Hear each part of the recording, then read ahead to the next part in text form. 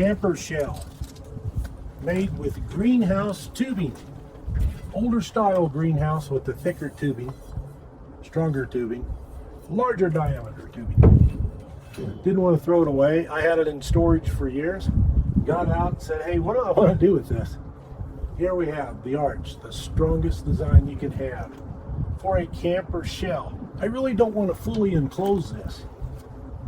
And I'm not done with it. It's always a work in progress with me. All of this is really, really strong. It's for a reason. Number one, when we drive down the road, it's only going to be the structure, the skeleton structure. When we get to our camping spot, camping location, we can tarp it, stake it down, and there you go. We can sleep up here, have all our goodies and camp gear, food out here as soon as it gets done. However, I haven't decided yet on it. What can you help me out with? Do you have any ideas? Let me know in the comment section. But this is as far as we got. Actually, it took a lot of work. Let me tell you, it just didn't bolt together. We had to line it up, hold it, drill through, have pilot holes, and then go ahead and drill in. Use the standard hardware, but it's really, really strong, which is good, and it's lightweight. That's a good thing about it. And you never guess what these are. As soon as I trim it off, look a lot better. Of course, we're going to paint everything, but this here is from a bed frame. Old bed frame years ago. That's not too bad. It's bolted down. I think it looks good. 92 F-150 pickup. Busy restoring it. Up there, like I said, it's going to be trimmed. I have another to put on here. Coming over. And then, of course, all this will be trimmed. So what do you think? Let me know in the comment section. Now let me show you some more. Welcome back, YouTube family. Look what I did. I took the frame from an old greenhouse and I cut it up to what I wanted, bent a few pieces, and look what I've got. Hope this gives you an idea. I could go ahead and cover this with metal.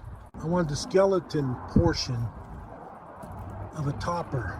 Pull into a camping, fishing area. Cover it with a tarp. Stake the tarp down over here. Okay, it's going to hold everything up. Nothing's going to leak. It's going to be nice and tight. The tarp will be about an extra 10 or 12 feet out this way. We could hold it up with poles, what have you, and have our camp area over there. Once I get this set up, I'll make a second video if there's enough interest in this one. See how it's all made. Now obviously I just need to get one more hoop, I think, where I'll figure out a different way. I left these long, cut these off here so they would fit, but you notice the top here is long. All of this will be trimmed off and trimmed back, and then I'll go ahead and just run the tarp down this way.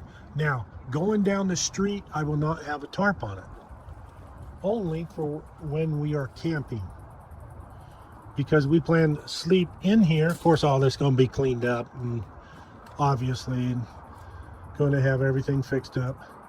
Nothing really too fancy, that's for sure. We will be storing our gear in here.